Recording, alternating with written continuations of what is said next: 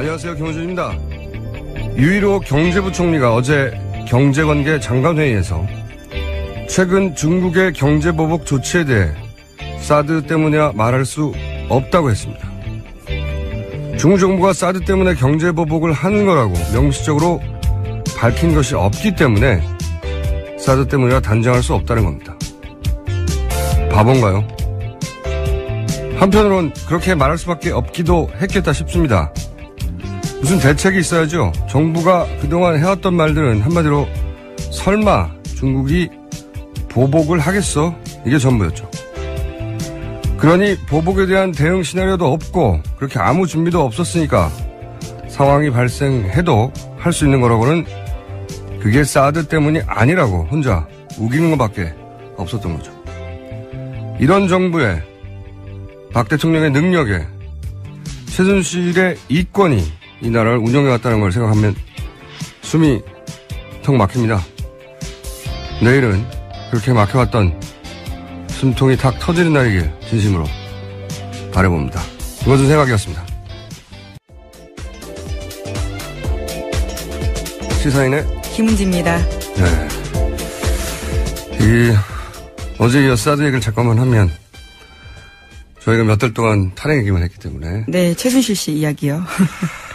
중국 경제보복에 대해서 이제 정부 반응이 경제부총리가 그거 사드 때문이라고 할 수 없다고 말할 줄 누가 상상이나 했겠습니까? 저는 이것은 호연직이다, 거의. 모두가 예스라고 할 때 혼자 노라고 하는 호방한 기상.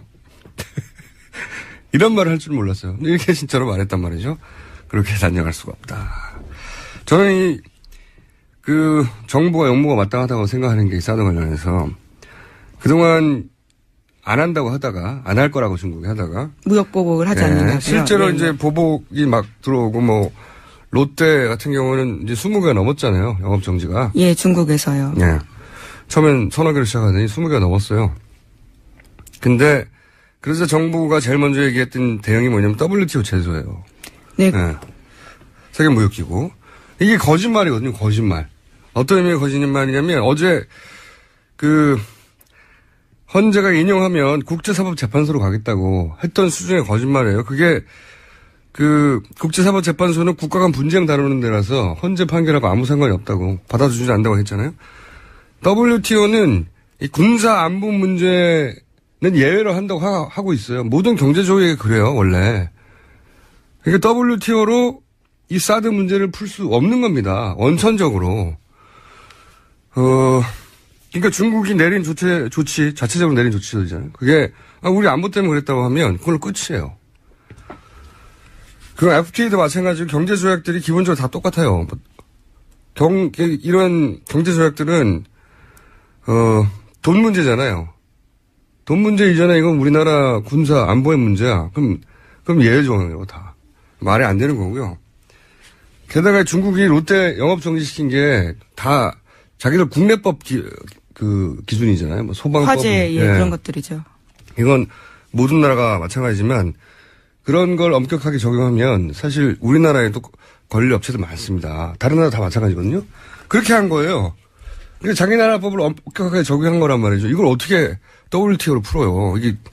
그것도 그렇고 만약에 100번 양보해서 WTO가 그래 이건 무역보복 부당한 거 맞다고 결정을 내렸다고 쳐요. 그럼 할 수 있는 게 무역 장벽을 높이는 거거든요. 보복 관세를 매긴다든가. 그러면 관세가 좀 높아지면 우리가 중국 의존도가 훨씬 높은데 중국이 가만히 있을 리도 없고. 그리고 관세 좀 높다고 해서 그러면 사드 배치하세요. 이러나요, 중국이? 말도 안 되는 소리죠. WTO는 여기서는 해법이 전혀 아닌 걸 모를 리가 없죠. 통상 전문가들이. 네. 근데 이제 국제사법재판소 이렇게 그럴듯하지 않습니까? 마찬가지예요. WTO 제소 대단한 거 있을 것 같잖아요? 안 돼요, 이걸로 사드 문제는. 근데 모르고 하는 게 아니라 아무 대응도 안 하면 무능하다고 하니까 말하는 거예요. 그런 의미에서 거짓말인 거예요, 이게. 정부 입장에선 딱히 내놓을 카드가 없기 때문으로 보이는데요. 작년부터 이러한 것들 내부적으로 검토했던 거에 대해서 저희도 한번 보도한 바가 있습니다. 할 수 있는 게 없는 겁니다. 예. 실제로. 할 수 있는 게 없는데 할 수 있는 게 없다고 말할 수가 없으니까 대충 말해도 일반인들이 잘 모를 거 들이대는 거죠. 국제사법재판소처럼. 그리고 사실 무역보복 할 거라고 알고 있었지만 없다고 공개적으로 계속 이야기하는 거예요. 그러니까요. 예. 다 거짓말이에요. 예. 이렇게 하면 안 되는 겁니다. 자, 이 이야기는 근데 다음 주부터 하기로 하고요. 네. 다음 주부터 하기로 하고, 자, 이제 탄핵 이야기로 다시 돌아가 볼까요? 예. 뉴스를 전해 주십시오. 네, 내일 오전 11시 결정 납니다. 헌법재판소가 탄핵 심판 선고하기로 했거든요. 92일 만에 결론이 나오는 거죠. 예, 날짜가 정해졌다는 거는 사실은 결론이 났다는 거죠. 예, 왜냐면은 결정문 써야 되거든요. 네, 계속 결정문을 쓰고 있고 당일날 아마 정말 몇 대 몇인지를 한다고는 하지만요. 대략은 나왔다고 봐야 될 것 같습니다. 그렇죠. 그런 결과가 안 나오면 날짜를 정할 수가 없는 거예요. 네, 못 받기도 쉽지 않죠. 그러니까 이제 우리 이 8인을 알고 있는 겁니다. 이제 야, 얼마나 궁금해. 예. 이견이 있었나 봐요. 그렇죠? 예. 네, 계속 평의가 그렇게 진행되고 있죠. 어제는 시간이 길었다고 하는 거 보니까 평의 시간이. 그땐 아마 대략의 결론이 나온 게 아닐까. 어떻게 예상하십니까? 세상 아무도 모르는 일이란데요. 8분을 제외하고는. 바람을 섞어서 이야기해보자면 전원이 한 의견을 내주지 않을까 생각하고 있습니다. 사실 너무 중대한 사안이라 소수 의견이 그 내부에서 없을 수 없겠지만 만장일치를 내는 게 맞다고 저도 생각을 해요. 8대 0이거나 어느 쪽으로든. 어느 쪽으로든요? 아니, 그러니까 기각이든 인용이든 결국은 그렇게 의견을 서로 모으려고 했을 것이다. 예. 심지어 결정문에 각자 이름이 다 쓰여집니다. 어떤 의견을 냈는지, 어떤 의견이 있는지. 그래서 보통은 헌법적 가치 때문에 소수 의견도 다 표기하고 이런 소수 의견도 이게 쓰였다고 말하는 건데 지금은 사실은 법률 문구가 문제가 아니잖아요. 나라의 운명이 결정되는 상황이기 때문에 이견 차이를 좁혀서 어떻게든 한쪽 8대 0으로 어느 한쪽 결정이든 힘을 실리도록 그렇게 결론이 날 가능성이 높지 않을까 저는 생각이 드는데 특히 내일 생중계할 때 판결문 같은 걸 들어보신 적이 있는지 모르겠는데 만약에 이 판결문을 마지막에 얘기해요. 기각한다 뭐. 예, 그렇죠. 한 30여 분 보통 걸리는데 앞에 중간에 들어가지고 이게 모릅니다 이게. 예를 들어서 앞부분을 예를 들면 이러한 사안은 위반이긴 하나 중대한 위반 사항이 아니다. 이런 내용도 있을 수 있어요. 하며 이런 식으로 계속 말이 바뀌죠. 결론은 제일 마지막에 이야기합니다. 이런 이야기 중간에 나온다고 심장이 덜컥하시지 않아도 됩니다. 심장은 결론을 마지막에 나고 그리고 오히려 대부분 예를 들어서 인용할 거면 앞부분에 인용 안 할 것 같은 뉘앙스 얘기가 많이 나와요. 네. 반드시 그런 건 아닌데 판결문들이 보통 만약에 구속될 거면 예를 들어서 이런 거는 법 위반 사항이 아니고 드등 하다가 그러나 그럼에도 불구하고 그러나 다음에 나오는 거거든요. 거꾸로 그 앞부분에 인용될 것처럼 이런 건 법 위반 사항이 하다 보면 그럼에도 불구하고 뒤에 이제 기각이 나온. 내일 심장마비가 왔다 갔다 하실 분들 제법 있을 것 같아요. 하지만 마지막까지 들어보셔야 된다. 네. 자, 내일 11시, 대략 한 11시 반쯤이면 이제 전 국민이 알게 되겠네요. 자. 다음 뉴스를 전해주십시오. 네, 동아일보에 이런 보도가 있는데요. 탄핵이 인용될 때 박 대통령은 서울 삼성동 사저를 매각하고요. 경기도 모초로 옮길 방침이다라는 이야기를 하고 있습니다. 네, 원래는 이제 내년 2월에 퇴임이니까 거기에 맞춰서 사저 계획을 잡았다가 만약에 인용되면 이제 바로 가야 되니까. 네. 삼성동 사저는 안 된다. 재건축 수준으로 공사하지 않으면 경우가 힘들다라는 건데요. 그런데 바로 옮길 수가 없는 상황인가 봅니다. 그래서 그 중간에 뜨는 시간에는요. 종교시설의 임시거처를 마련하는 방안을 검토하고 있다. 이렇게 새 사저를 마련해도 거기 경비시설인가 그런 걸 해야 하니까 그 중간에 뜨는 시간은 종교시설에 이건 노조위원장이 경찰 구속 이 부당하다고 해서. 네네. 피신할 때 쓰는 방식인데. 네, 실제로 그랬죠. 민주노총 위원장이 조계사에 들어가 있었고요. 또 명동 성당도 많이 가고요. 네, 전통적으로 이제 경찰이 안 들어가죠. 종교시설에 들어가서. 노리신 건가요? 네. 어쨌든 굉장히 의외의 이야기는 종교시설에 임시거처를 마련하겠다. 만약 인용의 경우에. 그런 뉴스가 나왔고요. 자, 네. 다음 뉴스는요. 또 어제 헌법재판소 앞에서요. 경찰관 2명을 폭행한 혐의로 탄기국 사무총장 민모 씨가 현행범으로 체포됐습니다. 뿐만 아니라 3.1절 탄핵반대 집회에서도요. 가스총 가지고 참가했던 50대 남성 강모 씨가 입건됐습니다. 뭐 이런 뉴스 지금 나오면 뭐합니까? 내일이 결정나는 날인데 이제야 이런 뉴스가 나오네요. 네. 박영수 특검 그 집 앞에서의 시위에 관해서는요. 네, 너무 늦다 어제 그런 이야기 드렸었는데요. 네. 이제서야 법원이 시위를 금지시켰습니다. 내일 끝나요. 네, 어제 금지시켰어요? 네, 가처분 신청은 정말 빨리 할수록 그 청구에 이익이 있는 건데요. 네. 26일 날 신청했거든요. 그런데 어제서야 나온 거죠. 야, 말이 안 되네요. 이제 탄핵 심판이 내일인데 뭐 어제 나오면 뭐예요? 예. 이 과거의 사례를 보면 옥상에서 박근혜 대통령 비판하는 전단지 뿌려도. 네, 이하 작가 말씀하시는 예. 거죠. 또는 뭐 세월호 배지도 뺏었어요. 배지로 뭐 어떻게 합니까? 그걸로? 근데 이제 그것도 뺐고. 그다음에 집회를 주도했다고 구속을 시키거나 백남기 씨 물대포 맞아서 돌아가셨잖아요. 근데 이제 왜 방맹해가지고 그 앞에서 휘두르는데도 아무런 조치를 안 하냐고 언론이 한 일주일 이상 떠들었죠. 예. 네, 심지어 화형식도 했었습니다. 얼굴 새겨진 현수막 불질렀거든요. 그래서 박영수 특검의 부인이 혼절했다는 거 아닙니까? 예, 예. 그 앞에서 하도 협박을 하니까 살해 협박을 하고 뭐 모가지를 딴다니 참. 그 앞에서 자기 살던 집 앞에서 다 몰려와가지고. 그런데 이제 이 신청을 어제 받아들였다는 거고, 그리고 어제야 누군가 한 사람 체포했다 나오고, 어제 한 사람 입건했다. 이게 말이 안 돼요. 나쁜 공권력입니다, 정말. 자, 다음 뉴스는요? 네, 특검이 이병기 전 국정원장한테서 국정원이 보수단체에 지원금을 댔다라는 진술을 확보했다라는 한겨레 신문 보도입니다. 국정원장이? 예. 전임 국정원장인데요. 실토한 거죠. 블랙리스트 관련해서? 뭐 일종의 화이트리스트라고 볼 수 있을 것 같은데요. 보수단체에 지원금 댔다라고 하는 거니까요. 특검이 이제 이병기 전 국정원장, 전 비서실장이기도 하죠. 예, 그렇습니다. 국정원장 하다가 비서실장 가는 경우가 어디 있습니까? 말도 안 되는. 그러니까 국정 운영 방식이 그랬던 거예요. 네, 김기춘 실장 바로 다음에 비서실장을 했습니다. 김기춘 비서실장도 국정원의 전신. 그렇죠. 중정 출신이고, 예. 그 다음 국정원, 비서실장도 국정원장을 직전했던 사람.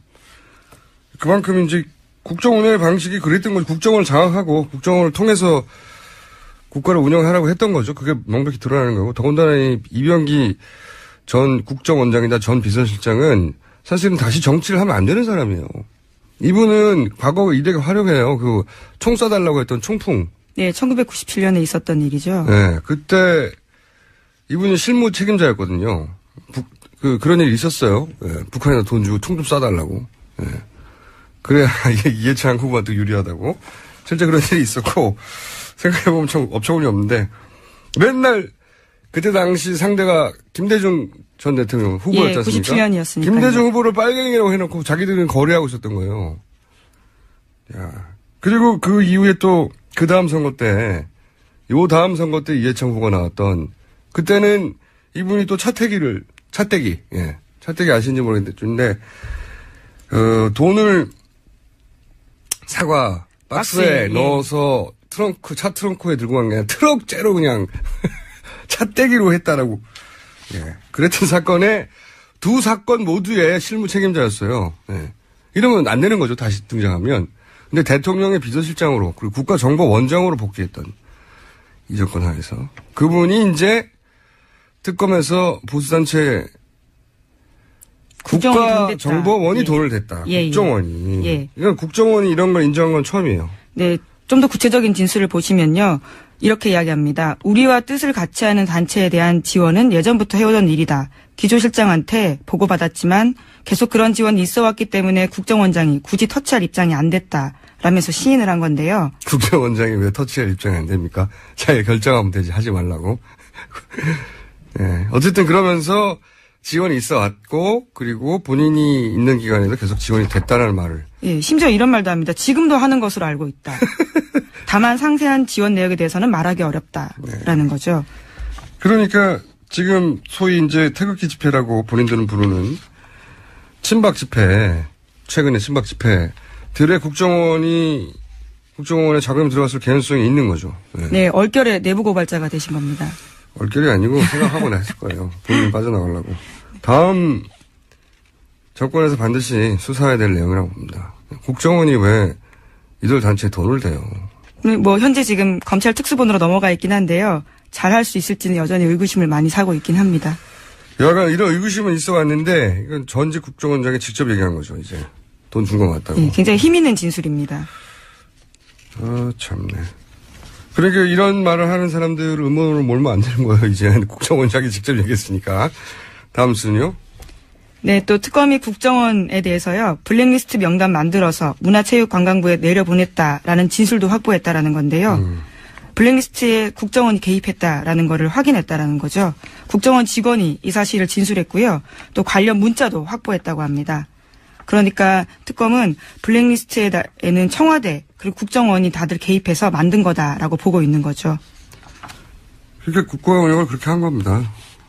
국정원을 장악하고 국정원을 통해서 국가를 운영한 거예요. 참 말도 안 되는. 다음 수는요? 또 국정원인데요. 갑자기 탄핵 심판 전날 국정원 뉴스가 많네요. 네, 다 한겨레 보도이긴 합니다. 문화 관련 공공기관 인사에도 관여했다라는 진술이 나왔다는 건데요. 2년에 한 번씩 새로 뽑는 한국출판문화산업진흥원 이사 후보의 성향을 직접 조사했다라는 겁니다. 그 사람들 일일이 만나서요. 학생운동 전력 묻고 이번에는 이사되기 어렵다. 청와대에서 후보 2년 분명히 하라고 지시했다. 이런 이야기를 국정원 직원이 일반인 공공기관 인사에게 이야기를 한 거죠. 출판진흥원하고 학생운동하고 무슨 상관이 있다고. 일단 그렇게 앞으로 더 많이 드러나겠죠. 아마도. 만약에 탄핵이 인용되고 다음 정권이 들었으면 더 많은 게 드러나겠죠. 나라 전체를 국정원 방식을 운영한 거예요. 예. 나라 전체를. 그러니까 비서실장으로 국정원장 하고 바로 왔죠. 예. 네, 바로 왔습니다. 그 당시 그래서 인사청문회 때도요. 굉장히 논란이 많았습니다. 말도 안 되는 거예요. 예. CIA 있다가 갑자기 대통령 비서실장 된다는 게 말이 돼요? 말도 안 되는 거거든요. 상상할 수도 없는 거예요. 근데 여기서는 그러면 너무 자연스럽게 그렇게 해왔습니다. 자, 다음 수는요? 네, 특검이 최경희 전 총장이 최순실 씨를 총장 공간에 초대해서 저녁 대접을 하고 학교 구경을 시켜줬다라는 사실을 확인했다라는 TV조선 보도입니다. 친한 사이였네요. 네. 네, 계속 부인하고 있죠. 예, 그리고요. 네, 게다가 최순실 씨가요, 지난해 4월에는 직접 유철균 교수, 우리한테 알려지기로는 이인아라는 필명이죠. 네. 그 교수 찾아가서 유라가 독일에서 인터넷이 안 되니까 강의와 과제를 면제해달라, 이렇게 요구한 바도 있다고 합니다. 아니, 학생이 출석도 안 하고 강의도 면제받고 과제도 면제받으면 뭐 합니까? 이제 남은 게 뭐예요? 점수만 달라는 거죠. 네. 역시 호연직이네요. 네. 아무도 생각할 수 없는 거 아닙니까? 학생인데 출석은 또 안 하고 강의도 안 하고 과제도 안 하고. 네. 심지어 교수를 직접 찾아갔다라는 것도 놀랍고요. 뭐 네. 최순실 씨이긴 하지만 호방한 기사인 예. 거죠. 네. 그리고 독일이 왜 인터넷이 안 돼요? 말이 되는 소리를 해야죠. 루안다 레전 때문에 안 된다 이런 것도 아니고 독일이 인터넷이 안 돼서 호방합니다. 네. 그런데 그렇게 해줬다는 거 아닙니까? 실제로. 그렇죠. 단 한 번도 출석하지 않고 1년 넘게 재학했습니다. 제목 하나 정도 더 읽을 수 있습니다. 네, 특검이 최태민 씨 일가 부정축제 관련해서요. 이번에 확인한 재산만 2,730억 원이라고 하는데요. 특검은 시간이 부족해서 모두 다 확인하지 못했고 검찰로 일을 넘겼습니다. 저도 이번 수사 결과 중에 가장 아쉬운 대목인데 그 최태민 씨의 친아들이자 최순실의 이복 오빠 최재석 씨도 그리고 어제 저희 출연했었는데 이제 최태민 씨 부인 임선희 씨의 친아들. 여기 좀 가게도 복잡하잖아요. 첫 번째 결혼해서 낳은 최태민 의붓아들이죠. 조순지 씨의 장남 조영래 씨도 그러니까 북의 라인 가족의 증언, 목의 라인 가족 증언 둘 다 일관되게 최순실 일가는 재산이 없었다. 네? 재산이 없었고 박정희 뭉칫돈이 1차로 최태민에게 넘어갔고 그리고 최태민 사망과 함께 그 돈들이 다시 최순실에게 넘어갔고 네. 그 이전에는 전혀 재산이 없었고 이 재산은 그러니까 첫 출발이 박정희의 뭉칫돈이었던 겁니다. 근데 이 돈은 박정희 전 대통령의 공과하고는 별개로 그 돈은 자기 돈이 아니거든요. 네. 그렇죠. 그 돈은 자기가 일을 해서 번 돈이 아니에요. 네. 지금 따지면 1,000억 단위, 2,000억 단위 된다는 돈은. 그 돈은 개인 돈이 아니기 때문에, 그리고 그 돈에서 이 모든 게 출발한 거잖아요. 이건 반드시 환수해야 된다. 몇 년이 걸리더라도. 특별법을 만들어서라도, 정권을 넘어서라도, 반드시 다 환수해야 사실은 이 모든 일들이 마무리된다고 봅니다. 네, 물론 최순실 씨는 유치원 사업에서 번 돈이라고 계속 주장을 하고 있습니다. 유치원 사업에서 몇 천억을 어떻게 봅니까? 말이 안 되는 소리죠. 자, 오늘 여기까지 하겠습니다. 시사인의 김은지였습니다. 감사합니다. 바른정당의 김성태 사무총장님 나오셨습니다. 안녕하십니까? 예, 안녕하세요. 김성태입니다. 더불어민주당의 안민석 의원 나오셨습니다. 네, 최순실 재산 추적자 안민석입니다. 추적자. 꼭 앞에 이렇게 소개를 붙이시는데 사실은 그런 타이틀을 붙일만 합니다. 최근까지 독일에서 누구도 하지 않는 독일 내 최순실 자금을 추적하다 오셨죠? 특히 이번에는 독일 교포들하고 최순실 독일 재산 찾는 모임을 결성을 했어요. 결성하자마자 다음 날에 네. 굉장히 중요한 제보가 들어왔는데요. 아, 그래요? 네. 홍세표 씨라고 있습니다. 박정희의 처조카 그리고 박근혜의 이종 사촌. 네. 그러니까 이제 유경수 여사 언니 유긴수의 장남이 홍세표인데요. 네네. 이번에 외환은행 프랑크푸르트 지점장으로 74년부터 있으면서 76년에 스위스 사무실을 외환은행이 개소했다. 그리고 홍세표 씨가 96년에. 네, 99년에 외환은행장으로 퇴임하던 그 즈음에 외환은행 스위스 사무실이 폐쇄가 됐다. 그 제보를 왔고요. 그래서 앞으로 지금 이 얘기를 하는 이유는 스위스 비자금 프레이저 보고서에서 나왔었는데 그거 이제 무관하지 않다고 보고요. 예, 그다음에 이제 두 번째로는 그러니까 유경수 여사의 언니의 장남이 외환은행장으로 스위스에서 그 자금 프랑크푸르트에 있을 때는 프랑크푸르트 외환은행 지점장이었죠. 그래서 이제 74년에 갔었는데 그분이 아마 77년까지 있었던 것 같았는데 76년도에 근데 그 해가 박동선 게이트가 터진 그 시점하고 정확하게 스위스 외환은행 사무실 개설할 시점이 똑같다는 그것을 제보를 했고요. 그게 이제 사실이었습니다. 그 다음에 제가 이번에 독일 가서 주요 인사들 있잖아요. 데이빗 윤의 아버님이라든지 포함해서 데이빗 윤은 이제 최순실의 독일 집사. 네, 독일 집사로 의혹을 받은. 네. 네. 근데 아버지. 의혹이 아니라 100% 맞고요. 그래서 8, 90년대 정윤의 최순실 또 박근혜가 독일을 왔다 갔다 하던 시절에 독일의 그들의 그 활동과 생활을 보살폈던 그런 지금 다 어르신들이 70대 이상 분들인데요. 네. 그분들을 만났는데 그중에 한 분이 정윤의 최순실의 결혼이 95년도가 아니라 92년이었다라는 아주 굉장히 중요한 그 증언을 해 주셨어요. 그러니까 그래서 그동안 이제 퍼즐들을 다시 다 맞춰야 되는 그런 상황이 생겼고. 안민석 의원께서 지금 하신 그 발언 내용이 유튜브에 지금 엄청난 조회수를 보이고 있어요. 그러니까 그 말은 그러니까 정유라의 출생 문제까지 연결되어지는 그런 상당히 중요한 발언이 될 수도 있는데. 저는 정유라의 출생에는.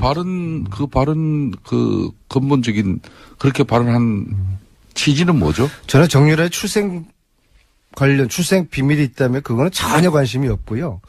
정윤의 최순실이가 95년이 아닌 92년에 결혼을 했다는 게 사실이라고 그러면은. 네. 그때부터 독일의 그 페이퍼 컴퍼니를 만들기 시작했거든요. 그래서 92년에 나타난 유벨이라는 최초의 페이퍼 컴퍼니가 최순실 씨가 주술에 있는 네.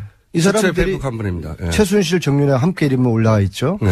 이 사람들이 결혼도 하지 않은 상태에서 어떻게 이렇게 같이 회사를 만들었을까? 그 관계가 의심스러웠는데 만약에 92년 겨울이라고 증언을 들었거든요.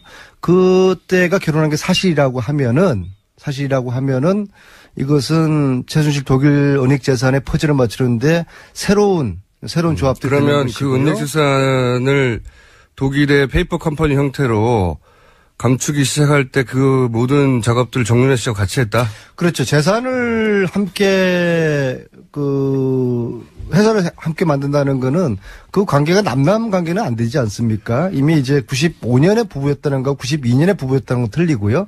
특히 92년 그 겨울 결혼식에 약 20여 명의 최순실 일가들, 최태민, 임선희 포함한 아주 폐쇄적이고 아주 가족들만 참석한 결혼식이었는데 그렇다고 그러면 일반적으로 어제 그 조순재 씨의 아들 조용래의 해구록을 보면 나타났지만은 다 가족들이었지 않습니까? 네. 그다음에 장시호 2006년 결혼식에 조카의 결혼식에도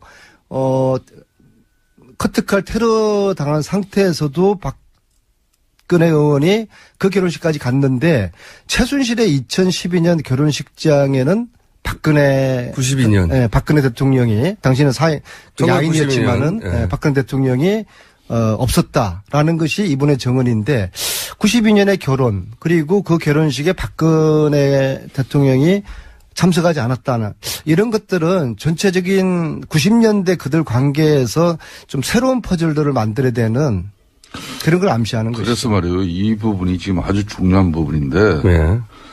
지금 안민석 의원의 저 발언과 저런 취지에 따라서 네. 유튜브 지금 동영상 상에는 정유라가 실질적으로 부모가 최순실의 딸이 아닌 것처럼 지금 현재 나오고 있는 사실 우리 안민석 의원님 알고 계시죠? 그런 주장을 하신 건 아닌데. 저는 그건 관심 없습니다. 네, 그런 주장을 하신 건 아닌데 그런 퍼즐들의 일부를 이제. 네, 그래서 그런 부분을 의혹으로 의문으로 이렇게 계속 제기할 게 아니라 구체적 사실을 가지고 네.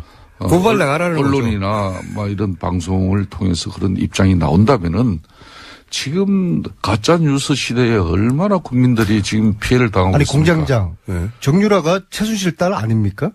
그렇게 알려져 있고 그렇게 알려진 건 이상한 저는 모릅니다. 92년도에 그들이 결혼했다는 거를 이번에 독일 가서 확인한 사실을 국민들께 또 알려야 되니까 그것만 말씀드린 겁니다. 그 다음에 상상의 퍼즐은 또 똑똑한 정유라는 몇 년도 출생이죠?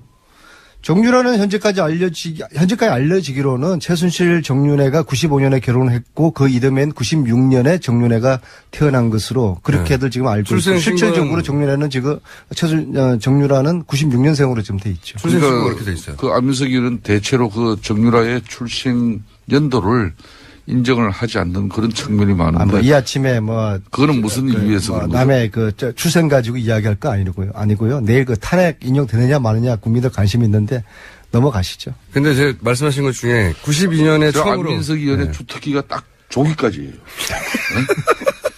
여기서 한 말만 더 나가면 고소고발이 우르르 쏟아집니다. 사무총장이 그게 다 읽혔습니까? 그렇습니다. 이제 여기서 이제 헌재 선고기일 지정에 따른 그런 내용을 가지고 이야기를 하면은 많은 청취자 입장에서는 얼마나 또 궁금합니까?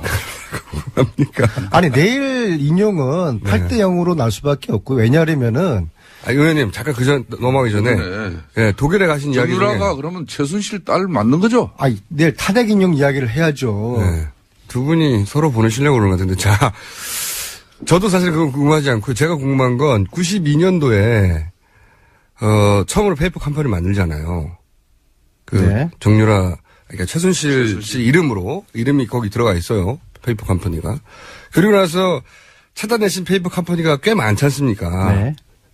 그러니까 최순실 씨의 이름이 들어간 페이퍼 컴퍼니이자 혹은 그 회사가 또 이름을 변경해서 만들어진 페이퍼 예전에 최순실과 관련된 사람을 걸로 추정되는 페이퍼 컴퍼니구나. 네, 페이퍼 컴퍼니. 근데 그 중에서 국내로 거의 2천억 가까이 최순천 씨였나요?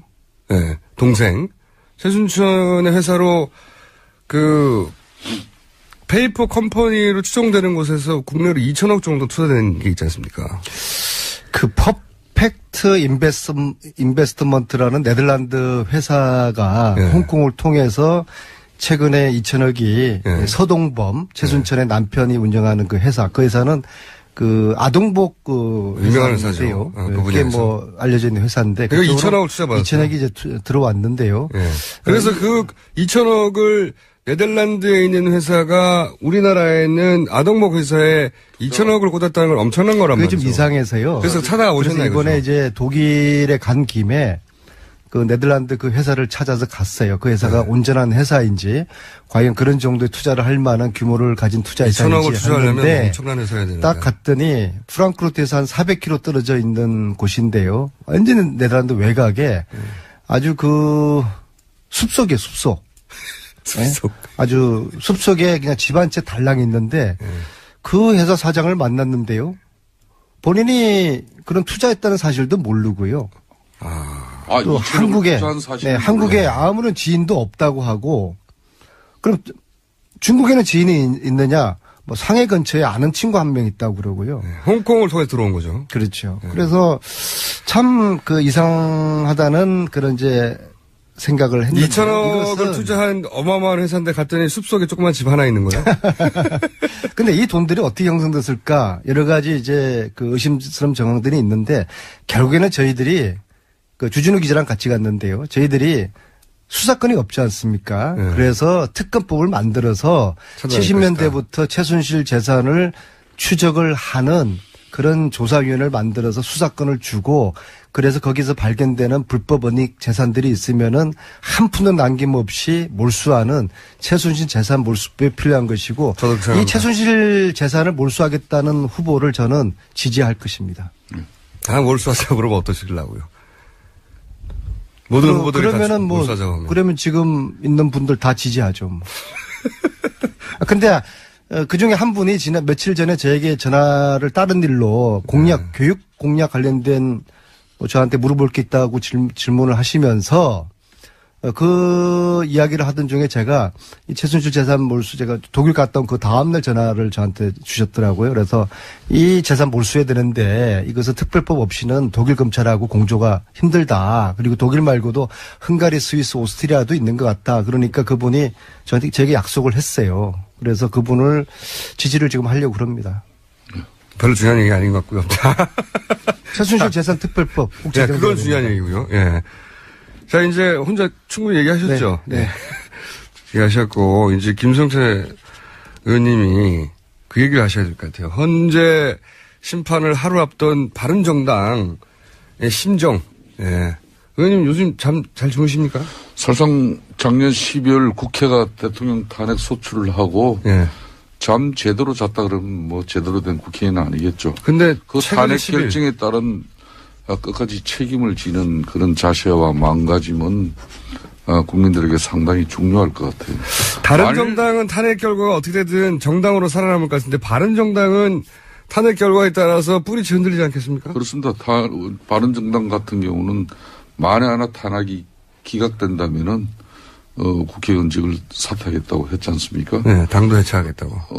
응분에 또 책임을 져야 되는 것이고 그런 측면에서 어떠한 경우라도 헌재의 결정은 존중되어져야 되는 것이고 뭐 그런 측면에서 헌재는 국민이 부여한 국가 권력을 가지고 박근혜 대통령이 과연 국가와 국민을 위해서만 그 권력을 썼는지 아니면 최순실 일가들을 위한 사익 편취를 위해서 대통령이 그 국가 권력을 일부 잘못 쓴 부분이 있는지 그것만 판단되어진다면은 예, 이 문제는 상식선에서 다 끝날 일이죠. 표준 답변이고 실제 예. 바른정당의 분위기는 어떻습니까? 불안에 떨고 있나요? 불안에 떨기보다는 예. 지금 헌재 결정 이후에 뭐 시청 광장이 지금 현재 촛불과 태극기 뭐 대한민국이 사실상 두동강 난 이 암담한 세상을 8대 이동광이라고 해주세요. 네. 이 암담한 세상을 치유하고 바로잡아 나가기 위해서는 이제는 정치 권력들이 특히 여의도가 이제 바로 조기 대선 전국으로 가지 않습니까? 대선으로 가기 때문에 더 이상 국민 분열 그리고 전국을 안정시키는데 바른정당은 모든 역할을 다. 아니 그런 거 말고요. 뭐 이야기 듣고 싶어요. 아니 그런 거 말고 그러면 의원님으로 국한해서 의원님 요즘 잠 잘 주무세요? 요즘 저는 하루에 잠 서너 시간 이상 자본 역사 없습니다. 왜 불안해서 일찍 계시는 겁니까? 일국의 대통령을 탄핵하는 문제를 가지고 네. 국회에서 그러면은 책임지지 못할 탄핵을 시류에 따라서 우리가 결정한 것도 아니기 때문에 이거는 현재 이 결정이 나기 전까지는 저는 제대로 밤잠을 이루는 사람이 비정상이라고 봅니다. 오늘 아침에 어제 이현 의원도 불안하다고 그러시던데. 사무총장님 얼굴을 보니까 뭔가 내일 탄핵 앞두고 겁에 질려 있는 그런 표정이신데 절대로 겁먹을 필요가 없어요. 내일 분명히 8대0 전원일치 결정이 될 겁니다. 왜냐하면은 우리가 지금 이게 촛불과 태극기 그런 대결로 보고 있는데 그것은 박근혜 대통령이 그런 프레임을 짠 것이고 실질적으로 이거는 정의와 불의의 대결이고 반칙과 상식의 원칙과 반칙의 대결이고 상식과 몰상식의 대결이고 그걸 또 못 외우셔가지고 그걸 읽으시면 어떡합니까? 헌법과 법률에 위반한 무능한 통치자를 내일 혼자가 심판하게 될 겁니다. 안민석님께서는 그냥 겁에 질리니 이런 표현은 그냥 겁먹지 마세요. 원고를 겁먹지 안 마세요. 보고도 잘하는데. 네. 겁먹지 마세요. 별 어려운 문장도 아니구만. 정의와 불의, 원칙과 반칙, 상식과 몰상식. 이런 이야기를 하시죠. 왜 내일 8대0으로 하여튼 자유민주주의를 결정이 날 수호하고 법치주의를 존중하는 우리 바른정당은 어떤 경우에도 겁먹을 일도 없고 만에 하나 그렇다면은 그게 따른 책임지면 되는 것이에요. 네, 그렇게 간단한 이유 왜 잠을 못 주무시고 계세요? 국회가 잘못되면 국회가 해산돼야 될 상황이 오는 거 아닙니까? 근데 거기에서 더불어민주당은 자유로워요? 저희들 겁먹지 않아요. 그러니까 이 탄핵 결정에 관한 부분 국회가 이 탄핵 소추 결정을 한 부분에 대해서는 어떤 행태로든지 책임을 져야죠. 그 책임에서 저는 어느 누구도 자유로워질 이유가 없고 지금 그러면은 어떻게 됐든 그 시청광장의 도동강단 이런 8대2 동강이라고 해주세요. 8대2 동강. 8대2든 하여튼 이 도동강단 이 상처를 보고 밤잠을 제대로 이룰 수 있다는 것은 그거는 정상이 아니죠. 정치인으로서. 어쨌든 이현 의원도 어제 갑자기 불안해졌다고 하시고 불안 한 당연한 거죠. 결과가 너무 큰. 선동과 폭력을 지금 해책하고 또 불복의 빌미를 만들기 위해서 많은 세력들이 지금 움직이고 있지 않습니까? 그런 세력들의 상식적이지 못한 그런 행동을 볼 때 문제는 헌재 결정 이후에 과연 대한민국 어떻게 해야 될 것인가 그걸 고민하는 거죠. 사실 지난 연말에 박근혜 대통령이 본인의 국정농단을 사죄하고 하야했더라고 그러면은 지금과 같은 이렇게 국론 분열의 상황은 나지 않았을 텐데 저는 국정농단만큼이나 더 중한 것이 더 심각한 지금 행위를 박근혜 대통령이 저지르고 있는 것이 바로 이 국론 분열이라고 봅니다. 이 국론 분열은 태극기와 촛불의 이 싸움을 박근혜 대통령이 조장하고 태극기의 촛불 이 전쟁의 프레임을 만들었거든요. 이것은 대단히 참 잘못된 대통령으로서 그래서 국민들이 여론조사에 보면 지금 80%가 대통령의 80%가 대통령의 사법 처리를 지금 요구하는 거 아닙니까? 그만큼 국민들의 이 분노에 더 불을 질러 놓음으로써 이 태극기와 촛불 이 싸움을 대통령이 부추겼다고 저는 보고 있습니다. 사실상 작년 12월 국회에서 국회의원 234명이 또 국민 여론 80%가 네. 압도적인 대통령의 탄핵 입장을 가진 거 아니겠습니까? 여론조사가 아무리 지나도 75% 이하로 안 내려가고 그렇죠. 있습니다. 네. 그런데 어제 자유한국당의 이런 국정농단 세력이 탄원서 제출 쇼를 했단 말이에요. 이거는 한마디로 자신들의 어떤 생명 연장의 어떤 꿈을 버리지 못했기 때문에 그런 행위가 나오는 거예요. 그 말은 대통령이 탄핵되더라도 자신들만큼은 살려줄 이 지지자들. 이 사람들은 뭔가 큰 혼돈을 갖고 있어요. 만약에 태극기 세력들은 오로지 자신들을 지켜줄 가장 큰 힘이다. 그렇기 때문에 그들을 위한 한마디로 정치 행위를 해야 된다. 그러니까 어제 그런 또 행동이 나오는 건데 이런 행동들은 한마디로 삼파극에 불과한 것이고 좀 전에 안민석 의원 말씀처럼 심파극 아닙니까? 심파극. 예, 심파극이죠. 삼파극은 예, 심파극입니다. 예, 산부인과에서는 할 수 있는 건데. 그러니까 이 박근혜 대통령께서 이 탄핵 정국을 맞이한 대통령의 입장으로서 사실상 왜 끝까지 당적을 유지하려고 하는지 저는 아직도 그게 의아스러워요. 만약에 탄핵이 인용이 되면 바른정당 지지율이 확 올라가고 자유한국당 지지는 떨어질 거라고 그렇게 예상하고 계십니까? 저는 탄핵이 인용 결정되더라도 바른정당이 탄핵됐기 때문에 지도 팍 올라간 그런 요행도 바라지 않습니다. 요행이라보다는 당연한 거 아닌가요? 대한민국이 정의로워지고 공정한 세상 되면은 그걸로 바른정당의 32명 의원들은 보람 느끼는 거지 뭘 더 얻습니까? 지지율도 필요 없고요. 그러니까 바른정당이 지금 아닌 말로 뭐 대선 후보를 가지고 지금 우리가 뭐 이 조기 대선판에서 대통령 그 꿈을 우리가 버리지 못하고 그런 집착된 그런 정치 세력도 아니고. 거의 뭐 자포자기 수준을 말씀하시는데요. 지지율이 너무 안 나오다 보니까.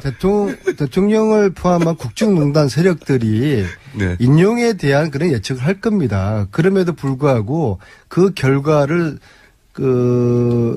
수용하지 않음으로써 지지자들을 계속적으로 묶어두려고 하는 그런 의도를 가지고 네. 계속 지금 이런 헛소리들을 하고 있다고 저는 보고 있어요. 김성태 의원님 말씀을 들어보면 바른정당은 이번 대선을 사실상 거의 손 놨다고 이렇게. 손 놓기보다는 저는 그래요. 어떤 경우에든 보수 정치 세력들은 이번 조기 대선판에서 국민들에게 다시 보수 정권을 재창출해달라고 이렇게 호소하고 우리들이 요구하기에는 염치가 없다. 원죄가 있는 사람들입니다.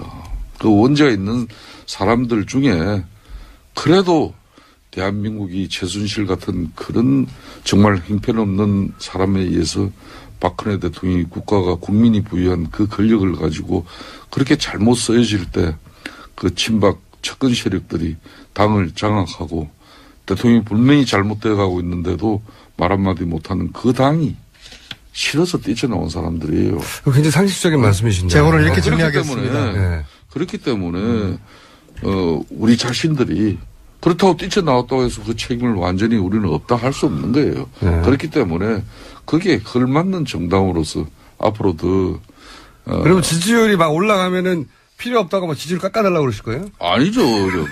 그건 저는 어떤 경우든 네. 이번 박근혜 대통령이 만일 탄핵이 인용 결정이 이루어진다면은 대한민국은 새로운 이제 프레임이 서는 겁니다. 지금까지 보수 진보 양쪽에 의해서 민주당 자유한국당 새누리당 과거 잘해 먹었지 않습니까? 이제는 우리 국민들은 그런 이제 정치 국가 권력 아니에요. 그렇기 때문에 이 대연정 시대에 걸맞는 바른정당은 책임 정치 구현하는 책임 정당 되면 되는 거예요. 네. 자, 오늘 이 방송을 통해서요. 네. 김성태라는 해방 이후 최초의 양심적인 보수 정치인이 탄생했다라고 그렇게 무줄도사가 선언하겠습니다. 아니 근데 굉장히 정말 양심적이시네요. 사실 오늘 이번 이 전국에서는 보수 세력이 다시 정권을 잡겠다는 거는 얌체 같은 짓이거든요. 염치가 없긴 해요. 네. 네. 그런데 이제 그 방송 진행자가 네. 염치가 없다 자꾸 그러면 됩니까? 아니 본인이 직접 말씀하셨으니까. 저는 했더라도 그래도 네. 방송 진행자. 그럼 박수만 칠게요. 공정한 방송을 해야죠. 저렇게 자성하고 성찰하면 국민들이 다시 또 기회를 주시거든요. 그렇죠. 그런 얘기를 듣고 박수 치지 않을 사람은 그러니까 없습니다. 저는 좀 전에 안민석 의원님처럼 저 자비 들고 개인적으로 얼마나 힘듭니까? 독일 가가지고 몇 번씩 가면서 그러면서도 실체적 진실을 밝히고 두 번 다시 이런 정경 유착이라든지 국정농단이 국가 권력에 의해서 쓰여지지 않게끔 하는 대한민국 국회의원으로서 대단한 역할을 하는 거예요. 제가요, 우리 지도부한테도 독일 간다고 보고를 드렸는데 않아요, 유일하게 김성태 의원님께서 저에게 여비를 보태주셨어요. 얼마나 보태주셨어요? 눈물이 나올 정도더라고요. 액수는 중요한 게 아니라 그 마음이 중요한 것이죠. 아니, 액수가 중요합니다. 액수의 마음의 크기가 담겨요. 저희들도 나이 먹을 만큼 먹었어요. 애들처럼 이렇게 하지 마세요. 그동안 이 추측만 난무했던 최순실 일가의 숨겨진 재산 규모가 이제 정말 특검법에 의해서 다시 이런 부분은 밝혀져야 돼요. 시즌2가 시작되는 거예요. 박영수 특검은 그 부분은 손을 못 댔어요. 시간이 없어가지고. 대단히 아쉬운. 박영수 특검은 줄기 가지만 건드렸고 뿌리에 해당되는 이 사태 본질, 돈은 시즌2로 시작을 해야 되는 것이죠. 그래서 최순실 재산몰수 특별법이 필요하고 그 특별법을 만들겠다는 후보를 저는 지지하겠다. 그렇게 말씀드립니다. 최순실 사태 이 두 분의 사이가 너무 좋아지셔가지고. 아니 이거는 진보 보수의 문제가 아니라 네. 정의와 불의의 문제고 원칙과 그 반칙의 그런 문제니까 저희들이 이거는 뜻을 같이 하는 거죠. 네. 어쨌든 사이가 좋아지셔가지고 마음이 좀 그렇네요. 그것도 지난주 여비까지 주셔서 또 감사하게 다음 주 방송이 저는 참 기대됩니다. 왜냐하면은 탄핵이 인용되냐 기각되냐에 따라서 바른정당이 운명이 완전히 갈라질 것이기 때문에. 그렇습니다. 바른정당은 사실은 이 사건 때문에 생긴 당이거든요. 그렇습니다. 완전히. 이 사건의 결론에 따라서는 정당이 탄탄하게 자리를 잡고 아마도 자유한국당에서 탈당하는 분들이 막 올 수도 있고요. 저는 이제 마지막으로 이 방송에 드리고 싶어요. 마지막으로? 자유한국당에 아직도 30여 명의 네. 탄핵 찬성 의원들이 있어요. 어제도 그렇게 헌재에 탄원서까지 제출하는 60여 명의 그 의원들 속에서 그 사람들은 무슨 역할을 하기 위해서 거기 있느냐는 거예요. 네. 괜히 탄핵 결과를 기다리는 거죠. 탄핵 인용 결정이 이루어지면은 그분들도 정의로운 정치를 위해서 판단을 해 주셔야 됩니다. 예? 그리고 소멸되어질 정당은 우리 국민들의 이 뜻에 의해서 심판이 되어줘야죠. 자, 다음 주 목요일이 기다려집니다. 저도. 두 분이 어떤 얘기를 하실지. 오늘은 여기까지 하겠습니다. 바른정당의 김성태 사무총장, 더불어민주당의 안민석 의원이었습니다. 감사합니다. 예, 네, 감사합니다. 이렇게 정상적으로 끝내긴 처음이네요. 김종인 전 더불어민주당 BJ 대표가 어제 탈당계를 제출했습니다. 각 정당의 반응이 다 다른데 앞으로 이 반응들 간단히 짚어보겠습니다. 오늘은 먼저 더불어민주당 반응입니다. 더불어민주당의 김홍걸 국민통합위원장 전화 연결해보겠습니다. 안녕하세요, 위원장님.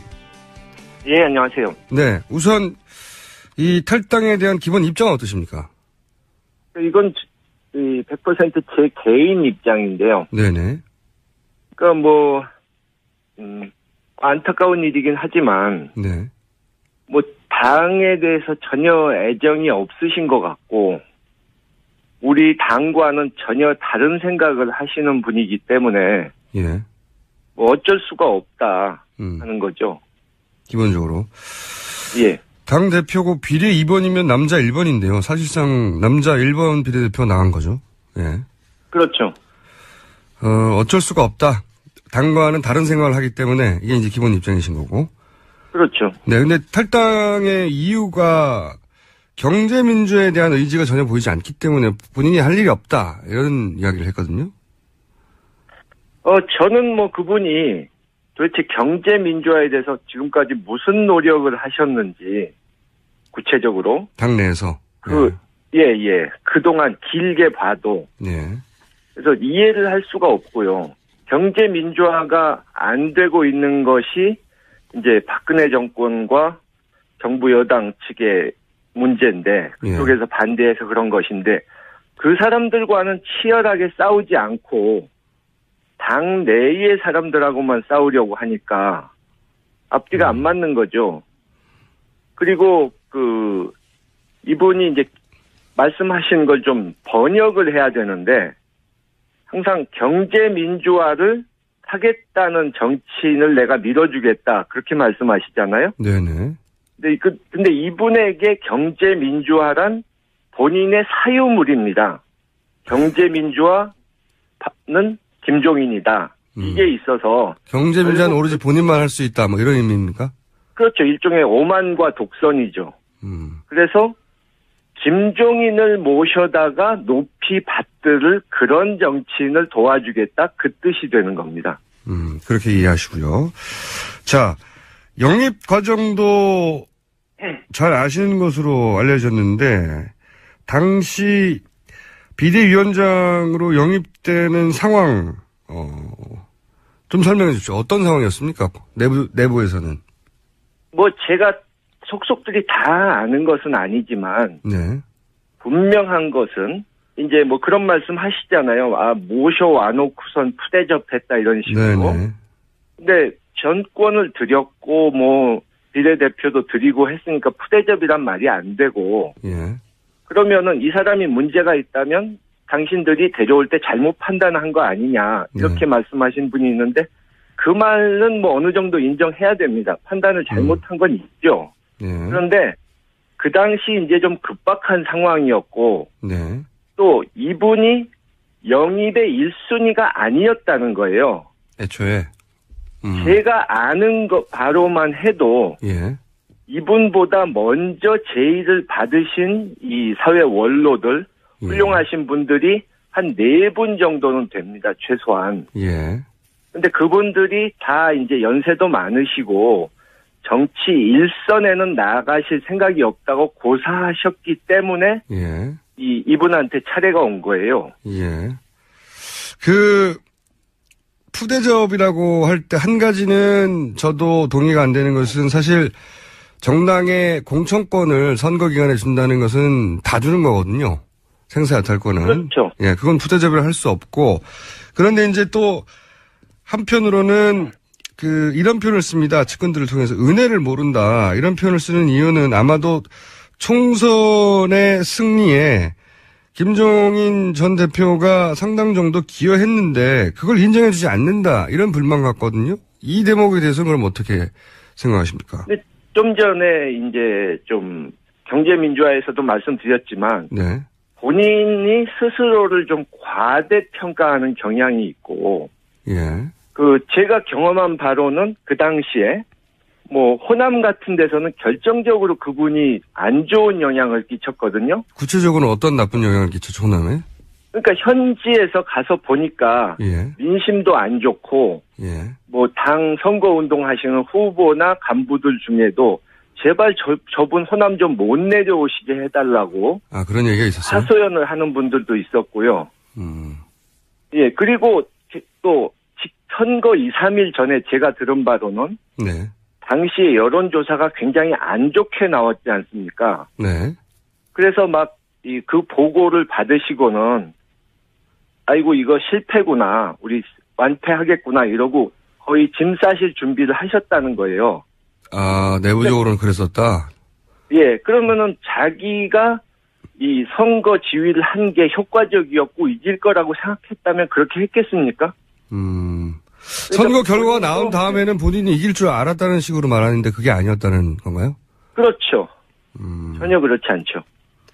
그래서 선거 결과가 그렇게 나온 것은 김종인 전 대표의 전략의 성공이 아니다라고 이제 평가하시는 거죠. 본인도 그렇게 생각하지. 그렇죠.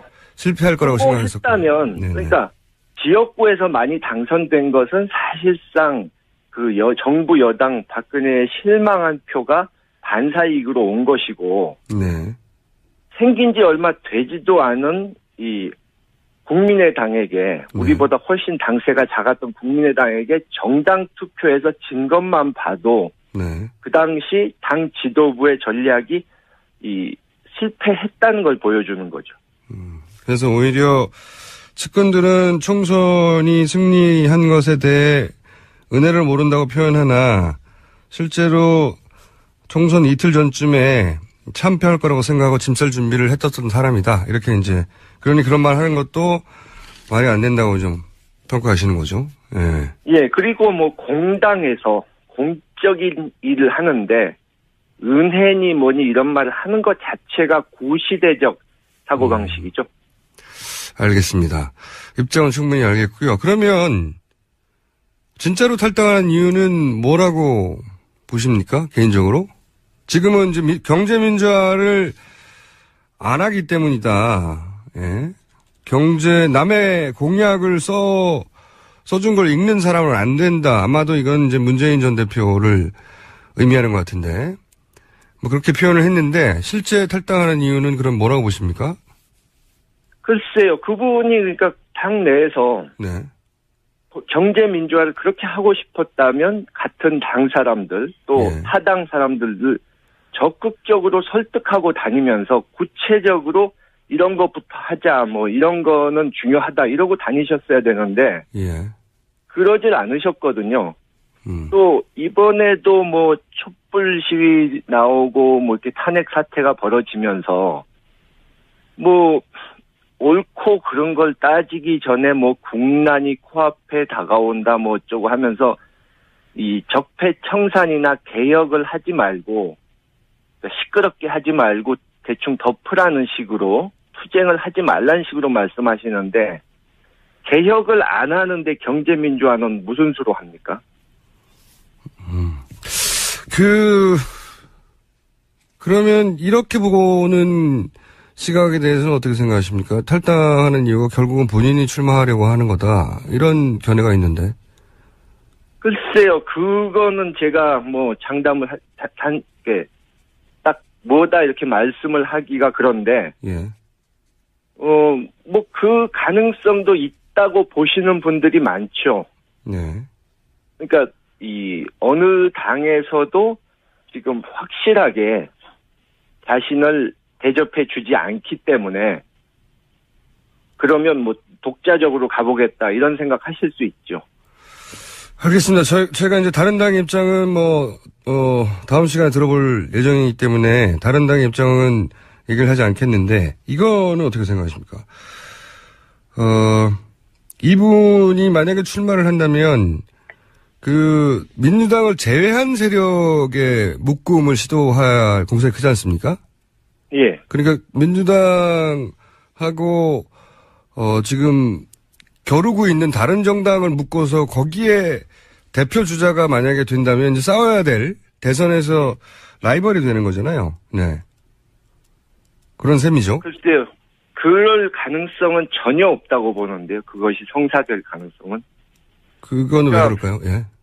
아니 반기문 총장처럼 어느 정도 지지율이 나오는 분도 그걸 못했는데 이분은 뭐 전혀 국민들이 대선 후보로 생각조차 하지 않고 뭐 이분이 과거의 이력이나 성향을 봐도 김종인이라는 정치인을 생각할 때 뭐 통합이라든가 화합, 희생 뭐 이런 것을 머리에 떠올리는 사람이 없지 않습니까?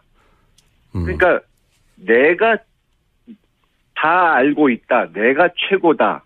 나를 무조건 따르면 된다. 이렇게만 말씀하시는 분을 따를 정치인이 과연 몇이나 있을까요? 그렇게 생각하신다. 알겠습니다. 그럼 마지막 질문인데요. 이런 얘기가 이제 오래전부터 있어 왔는데 내일 탄핵 선고가 되니까 한번 여쭤보겠습니다. 대통령이 그 헌재 선고 전에 갑자기 하야를 선언한다든지 혹은 선고 이후에 만약 인용이 될 경우에 사면을 위해서 그 정치권이 협상을 할 거라든지 그러니까 소위 그 특검이나 검찰의 기소 내용과 무관하게 결국은 정치적인 사면으로 해결이 될 것이다. 이런 전망이 있거든요. 거기에 대해서는 어떤 입장이십니까? 그쪽에서 물러나는 것은 안 할 걸로 보고요. 네, 그건 없을 것이고. 지금 뭐 본인은 기각될 것으로 자신이 이길 것으로 착각을 하는 것 같아서. 그렇게 보고 글쎄 사면을 위한 협상은 하려고 할 수 있겠죠. 탄핵이 된다면. 또 뭐 야권에서도 일부는 너무 강하게 나가면 동정론이 나올 수 있다. 역풍이 불 수 있다. 또 그런 소리가 나올 수 있는데. 반드시 그런 얘기가 나오겠죠. 근데 저는 뭐 이번에는 워낙 국민들께서 이 권력자라도 최고 권력자라도 법을 어기면 강하게 처벌받는다 하는 법 앞에서 모두가 평등하다 하는 것을 보여주기를 원하시기 때문에 뭐 특검도 사실 생각지 못했던 큰 성과를 냈던 것이 국민들이 성원해 주셨고 또 국민들이 한편으로는 이렇게 감시하셨기 때문에 딴 생각을 먹지 못한 것 아닙니까? 그런 식으로 이것도 적당히 넘어가기는 어려울 거라고 봅니다. 알겠습니다. 오늘 말씀은 여기까지 듣겠습니다. 감사합니다. 예, 수고하셨습니다. 지금까지 더불어민주당의 김홍골 국민통합위원장이었습니다. 자, 악마. 그냥 악마라고 부르겠습니다. 변호사도 안 붙여줘야지, 직함도? 야. 양절 변호사 나오셨습니다. 네, 안녕하세요. 자, 현재 이야기 좀 해야 되겠죠. 아무래도. 많은 분들이 어제 평이가 길어졌고. 그리고 날짜가 지정됐다. 이 의미가 뭐냐. 좋은 거냐, 나쁜 거냐 물어봐요. 좋은 거냐, 나쁜 거냐는 모르겠지만 날짜가 지정됐다는 거는 결론이 났다는 거잖아요. 그렇죠. 사실 근데 거기서 무슨 일이 있었느냐에 대해서 굉장히 여러 가지 추측이 나오는데 추측일 뿐이죠. 그쵸. 솔직히 저도 추측할 수밖에 없고 그분들이 뭐 얘기를 안 해주는데. 그러니까요. 어제 헌재 공보가 나와가지고 부모한테도 가족한테도 얘기 안 한다는데. 뭐 기자들이 물어봐도 다 모르겠습니다. 공개 안 합니다. 이거밖에 안 했는데 추측해 볼 수 있는 건 2시간 반 정도면 사실은 의견은 정해져 있다라는 거죠. 이게 게다가 몇십 분을 떠들. 그렇죠. 내용을 써야 되는데 그게 하루 만에 써지지 않잖아요. 그러니까 경론이 만약에 벌어졌다면 8명 사이의 의견이 아직도 막 우왕좌왕하고 분분하면 2시간 반으로 절대로 안 끝나죠. 게다가 결정문을 못 쓰고 결정문을 못 쓰면은 날짜가 지정할 수가 없죠. 그렇죠. 그러니까 제가 그나마 추측해 볼 수 있는 거는 결론은 이미 나 있고 그중에 한두 분 정도가 최종적으로 어떻게 좀 흔들리고 있었는데 그거를 굳히는 정도의 과정이 필요했던 게 아닌가. 라는 말씀을 드리고 싶고요. 그건 하고 싶은 말인 거 아니에요? 그냥 그랬으면 좋겠다? 아니, 그럴 만한 이유가 있어요. 나름대로. 왜냐하면 저는 사실 만장일치 쪽으로 지금 생각을 하고 있거든요. 그러니까 이제 저도 많은 분들이 그런 얘기 하지만 그러니까 꼭 8대 0이어서가 아니라 이 정도 사안이면 다소 이견이 있다 하더라도 그 만장일치로 가도록 서로 설득하지 않겠나. 왜 그러냐면 첫 번째로 이제 헌법재판 같은 경우에는 항상 법은 만구불변의 진리가 아니잖아요. 그러니까 시대 상황을 반영하는 게 헌법재판이라서. 더더군다나 위헌 판정을 내는 것이거든요. 그렇죠. 위헌 판정을 낼 때도 이게 앞으로는 합헌으로 바뀔 수 있다 이런 것들이 반드시 소수 의견에 들어가 주는 게 관례예요. 대표적인 신뢰가 간통죄 같은 경우가 2번, 3번 올라갔다가 항상 소수 의견이 지금은 바꿔야 된다. 근데 다수 의견은 아직은 아니다 하다가 결국에는 위헌으로 돌아섰잖아요. 그러니까 그렇게 변화 과정이 필요한 게 헌법인데 이게 변화 과정이 필요한 사안인가요? 그러니까 이런 일이 앞으로는 이런 일이 있어도 그러면 대통령을 용서해야 된다 이런 식으로 의견을 쓸 수는 없잖아요. 그런 점이 하나가 있고 두 번째는 자꾸 이게 헌법재판소 결정 과정에서 대통령 대리인단이 재심 얘기를 하고 불복 얘기를 했어요. 만약에 소수 의견이라도 이게 지금 탄핵을 해서는 안 된다라는 얘기가 나오게 되면 바로 그 논리에 불을 지펴줄 수가 있거든요. 무척 합리적인 이야기예요. 그리고 헌법재판소 이제 심의 과정에서 다른 것보다 이제 재판관들이 이제 우리 인터넷으로 중계가 됐잖아요. 저도 그 주요 변론 길 같은 거 몇 개를 봤거든요. 재판관들이 물어보는 것에 대해서 대통령 대리인단에서 해명이 제대로 이루어진 게 없어요. 단 한 번도 없어요. 그건 맞아요. 그러니까 본안에 저는 그냥 순수하게 변호사 입장에서 법정에서 저렇게까지 만약에 내가 법정에 들어가는데 저렇게까지 대답을 못하고 있으면 판사가 신경질 내겠다. 저도 굉장히 이상했던 게 저도 대부분 동영상 돌려봤는데 보통 그 대변인단은 어떻게 내 법리를 구축해서 논리를 싸워 이길 것인가 이걸 고민하거든요. 근데 박근혜 대통령 대리인단은 그런 고민을 안 하는 것 같다. 왜 법리로 싸우지 않고 이게 정치적 주장을 계속하지? 그러니까 안 하는 게 아니라 못 하는 거죠. 왜냐하면 사실관계가 명확하게 나오는데 그 사실관계에 대해서 반박할 만한 걸 찾을 수가 없는 거예요. 그러니까 이런 거죠. 왜 정호성 전 비서관이 문서 유출한 거는 언제까지 했고 그러면 왜 했어요? 그럼 점차 그렇게 줄여나갔는데 대통령이 말을 안 해주십니다. 그 대리인단도 그 사실관계 확인을 본인한테 못하는 상황에서 뭘 하겠어요? 그리고 박근혜 대통령 원래 이제 그 피고하고 변호인단은 끊임없이 회의해야 합니다. 늘 만나서. 얘기를 하고 있는 거를 정확하게 알고 있는 상황에서 그렇죠. 여기까지는 인정을 하지만 이 부분은 반박을 하지 않은 논리를 만들어낼 수 있어요. 근데 회의를 안 했어요 보니까. 못 만난 거죠 뭐. 서로 회의한 적이 없어요. 보면 아직 이 진행상을 뭐 대통령이 모르고 있다고 얘기하기도 하고. 그게 언제쯤부터 일인데. 대통령이 뭐라고 하는지를 들어보지를 못해가지고 그 앞에서 또 변호할 수가 없는 내용들도 있고. 그러다 보니까 자기네들끼리 어떻게 보면 창조적인 논리를 만들어내서 말씀을 하는 게 이제 지적하신 것처럼 정치적인 논리를 전개할 수밖에 없었고 그 과정에서 나왔던 게 결국에는 제일 흠결로 잡은 게 13개 소추 사유 국회가 한꺼번에 의결했기 때문에 이거는 각하해야 된다. 네, 하나하나 의결해야 되는데. 네. 그 이유를 계속해서 들었는데 아니 그냥 상식적으로 아주 생각을 해보자고요. 이게 만약에 정말로 정치적 결단에 의해서 13개를 한 게 문제라면 만약에 그 13개 중에서 정말로 중요한 게 있어요. 하나 두 개라도 진짜 가정으로 해서. 근데 사유가 잘못됐기 때문에 그 하나가 어마어마하게 중요한 일인데 그러면 그걸 탄핵을 안 하겠어요? 그 헌법재판소에서 그런 일은 있을 수가 없는 거거든요. 그리고 우리 헌법재판 같은 경우 세계에서 가장 엄격한 재판 과정입니다. 그러니까 국회에서 제적 3분의 2거든요. 네. 이 김평호 변호사가 아마 미국 찾고 그 과정을 운영을 했던 것 같은데 미국 같은 경우가 의결을 할 때 상원에서 결정을 합니다. 우리로 치면 하원이 국회 역할을 하고 상원이 헌법재판소 역할을 맞아요. 하는 거예요. 거긴 헌법재판소가 없으니까. 국회의원들이 결정합니다. 근데 상원 국회의원들이 출석 3분의 2로 가결해요.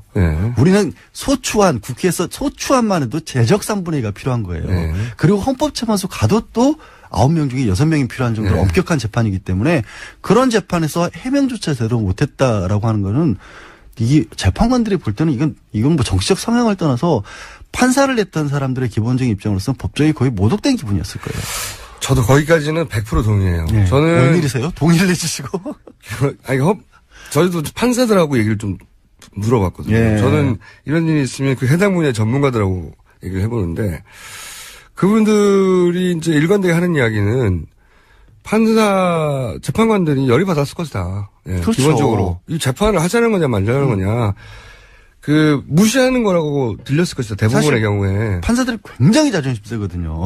그러니까 그걸로 쭉 사시는 분 아닙니까? 예, 그 명예로 사는 대한민국에서 제일 공부 잘하는 사람들 중에서 출인 중에서도 제일 공부 잘한다고 하는 사람이 가는 분들이고 그리고 어쨌든 헌법재판관까지 됐기 때문에 평생에서 자존심이 정말 센 양반들인데 그 앞에서 막 삿대질을 하고 그리고 재판을 진행을 안 하니까요. 그렇죠. 실제로. 네. 자기들이 몇십 년간 해온 방식대로 안 하니까 열이 받았을 거라고 생각을 하고 거기는 다 동의해요. 다 동의하는데 걱정이 되는 부분은 그럼에도 불구하고 이분들의 가지고 있는 전체적인 정치적 성향 자체가 보수 일색인 건 맞아요. 그건 맞죠. 그건 명백하고요. 우리가 흔히 말하는 아니 법원에 헌법재판소 재판권까지 가는 사람들은 당연히 상대적으로 어쩔 수가 없어요. 법이라는 것 자체가 가장 마지막에 이건 도저히 안 되겠다라고 보는 거기 때문에 보수적일 수밖에 없어요. 그런데 그 보수의 정도도 있지 않습니까? 근데 그 중에서 예를 들어서 어떤 분은 5.16에 대해서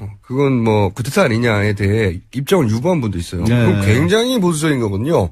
굉장히 스펙트럼 나오면 거의 오른쪽 끝에 있는 정도의 스펙트럼인데 그렇죠.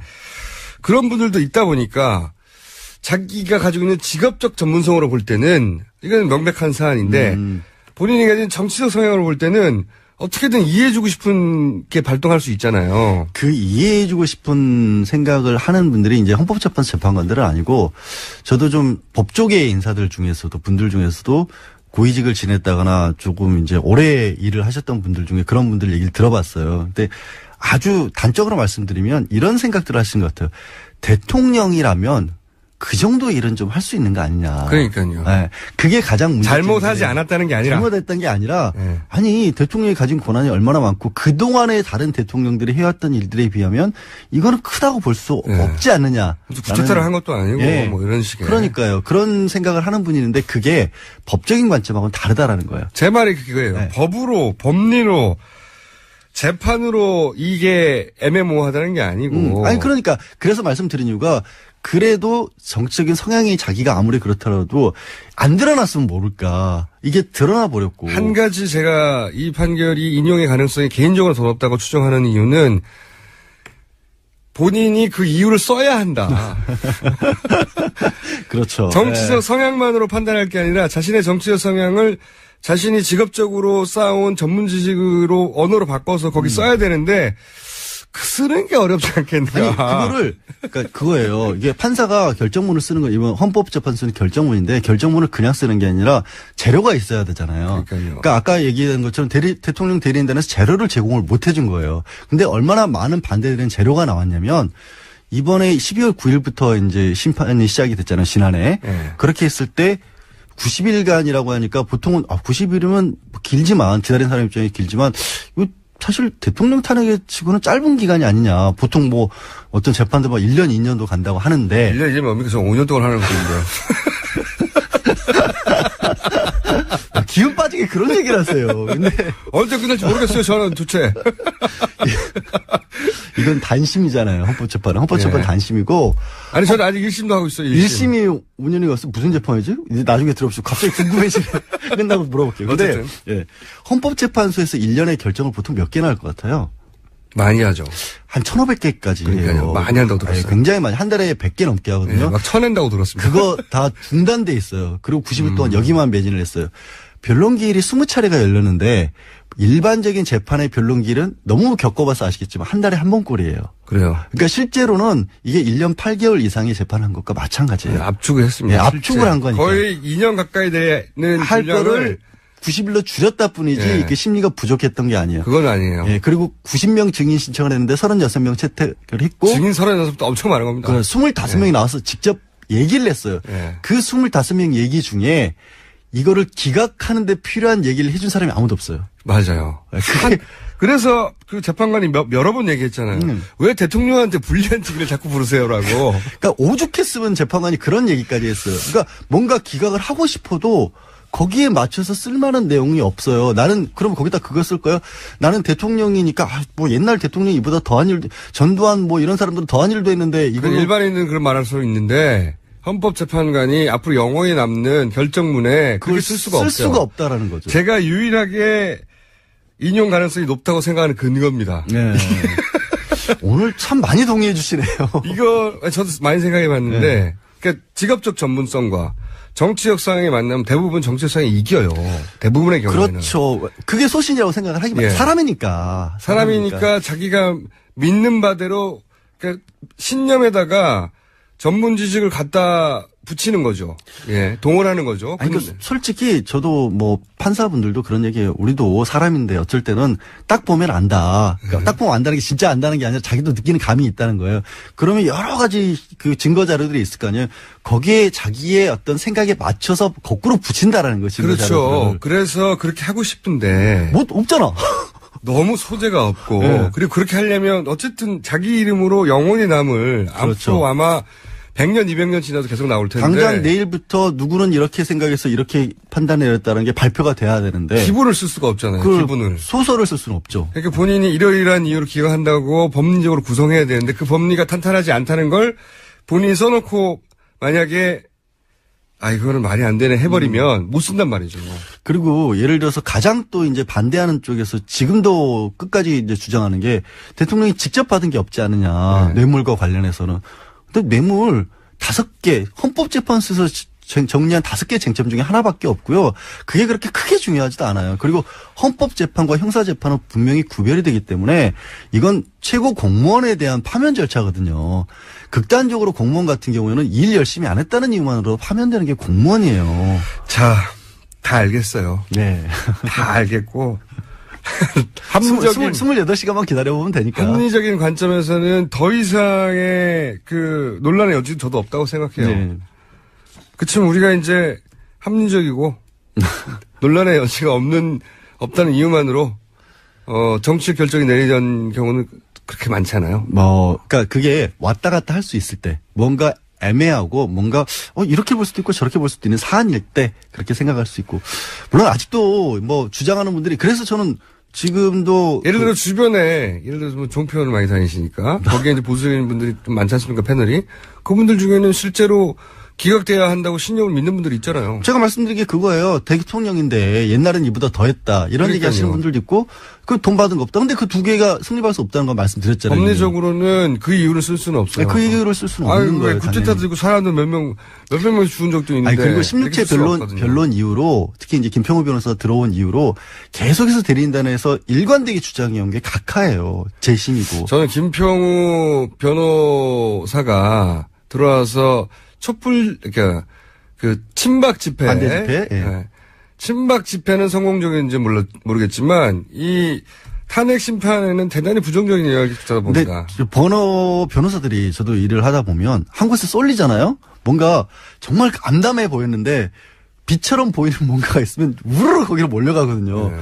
그 대리인단이 김평호 변호사가 들어온 이후로 그쪽으로 우르르 몰려간 게 그나마 이거는 좀 가능성이 있어 보인다라고 생각을 한 거죠. 근데 우르르 몰려갔다고 할 수도 없는 게 그 내부에서 싸웠나 봐요. 김평호 변호사가 먼저 읽어야 된다. 아니다. 그 사람 안 된다. 서로 이제 이 김평호 변호사의 전략에 대해서 동의하지 않는 분들도 그 안에 있는 거죠. 아니 그 안에서 자중질환이 얼마나 크면 그러면 대통령 답변서를 누가 읽었느냐를 가지고 그게 누가 읽었기 때문에 대통령이 답변을 안 한 거다라는 얘기를 그러니까 그게 이 사람한테 읽으라고 그러는데 대통령은 다른 사람이 읽었기 때문에 다시 읽어야 된다는 거 아니에요? 그게 무슨 뭐 영화에서 주연 배우 바뀐 거예요? 그게 있을 수 없는 거잖아요. 그분들이 한 것 중에 그게 제일 웃겼습니다, 저도. 마지막에 여러 가지 일들이 있었지만 가장 웃겼던 거는 대통령 최후 변론을 A 변호사가 읽으라고 그랬는데 B 변호사가 읽었기 때문에 다시 A 변호사가 읽도록 길을 잡아달라 이거 아니에요? 그렇죠. 앞으로도 영원히 다시 나오지 않는. 전 부끄러워요, 사실. 되게 슬퍼요, 이게. 저는 그런 게, 근데 그 주인공도 김평호 변호사인데, 그런 게 대단히 재판관들을 열받게 했을 것이다. 이게 뭐 장난도 아니고 뭐냐, 이렇게 했을 것이다. 라고 생각을 합니다. 네, 알겠습니다. 다음 주에는 과연 무슨 얘기를 할까요, 우리가? 역시 우리 생각이 맞았다고 할지, 아니면 집에 가자고 할지. 공장장 자리를 걸겠습니다, 제가. 자기 팔목을 걸어야지. 아니, 부하직원 딸이 걸어봤자 뭐 할 거예요. 적어도 공장장 자리는 걸어야지. 자기 마음대로 제 팔목을 걸었습니다. 자, 지금까지 악마였습니다. 네. 자, 불친절한 AS. 내부자 둘이 최초로 정상 마무리가 되었다. 내부자들 코너가 정상 마무리가 된 것은 대한민국도 정상으로 나아갈 것이란 신호가 아니겠습니까? 뭐 저는 그렇게 생각하지 않습니다. 말은 어쨌든 처음으로 그 코너가 인사까지 하고 끝났어요. 네. 안녕하세요. 서울의 교통 상황을 플로리다에서 듣고 있습니다. 제 동생은 말타에서 듣고 있네요. 지중해. 예, 좋습니다. 이분도 있네요. 예. 서울 교통 상황을 피렌체에서 듣고 있습니다. 저 멀리 계신 분들, 네, 좀 보내주세요. 어디서 듣고 계신지. 국내에서는 뭐 전국에서 듣는 게 당연한데, 예. 지중해 말타에서 듣는 분들 굉장히 인상적이네요. 네. 자, 이게 아무래도 문자가 잘못 온 것 같네요. 워킹맘인데 어젯밤에 아이가 열이 나서 밤새 잠도 못 자고 오전엔 시어머니, 오후엔 친정어머니가 오셨어요. 족장님. 족장님이라고 저를 부르시면서 맛있는 간식을 보내주세요. 네. 야, 엉뚱한데 할 문자가 저희한테 온 것 같습니다. 네. 아무래도 이제, 그렇군요. KBS, 황정민의 FM 대행진에서 황정민 씨를 족장이라고 부른다고 해요. 네. 그렇군요. 저희는 맛있는 간식을 보내드릴 수가 없습니다. 네. 있어도 싫어요. 여기까지 하겠습니다. 자, 오늘부터 호칭이 바뀌는 분입니다. 네. 제가 도시건축가로 불렀다가 전 의원으로 불렀다가 여러 가지 왔다 갔다 했거든요. 네, 그래서 박사로 통일하기로. 네. 박사의 유일한 효용 가치는 네. 죽을 때까지 박사인 거예요. 박사를 어디서 뭘로 따셨죠? 미국에서 MIT에서 도시계획 박사로 땄습니다. 그 유명한 MIT 그거죠? 그 유명한 MIT입니다. 네. 몇 년도에 따셨습니까? 꽤 됐죠. 88년도. 88년도에? 네. 공부 좀 하셨군요. 지금도 공부 열심히 합니다. 네.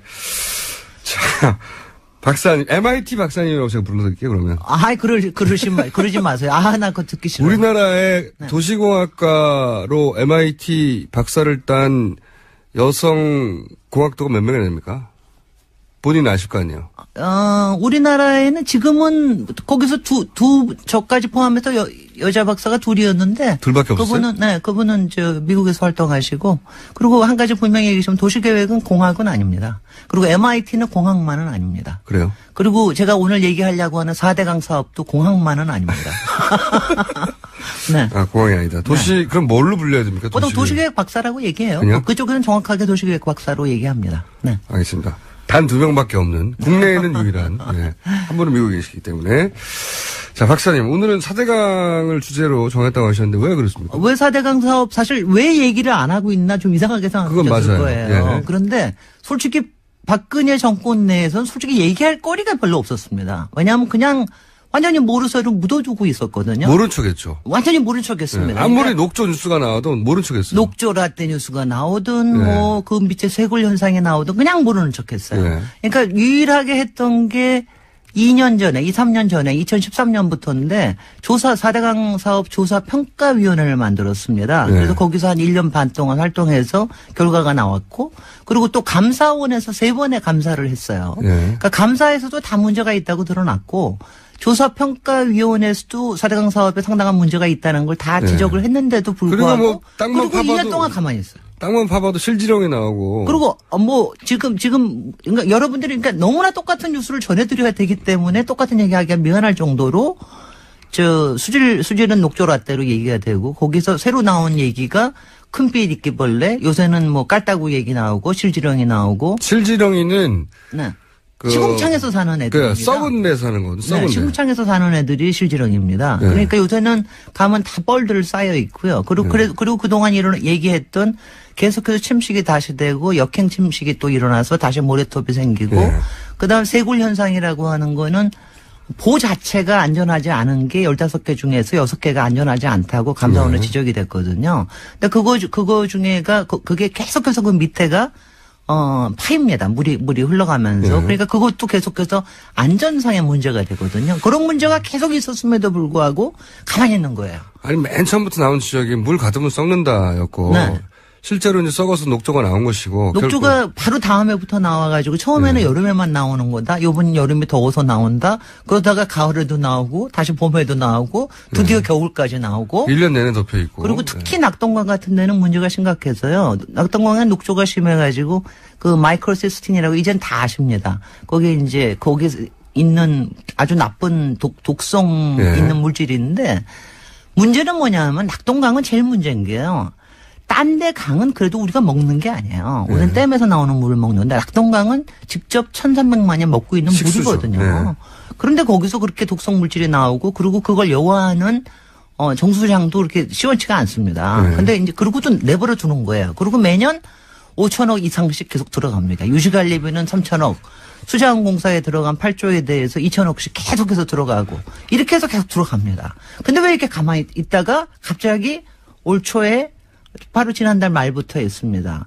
앞으로는 여태까지는 그래서 수질 관리를 위해서 여름에 잠깐씩 녹조 문제가 심각할 때 이른바 펄스 방류라 그래요. 잠깐 방류하는 거 식으로 해서 했는데 그게 효과가 없으니까 이제부터는 봄에 요번에 이제 한 2주일 정도를 방류를 해가지고 수위를 상당히 낮췄어요. 어떤 데는 한 3m까지 낮춘 데도 있고 한 1.5m에서 3m까지 낮췄습니다. 왜 이런 걸 지금 할까? 지금에서. 왜 지금 할까? 저는 왜냐하면 사실 이거를 여러분들한테 지금 이런 걸 해서 그리고 얼마 전 뉴스까지 나왔어요.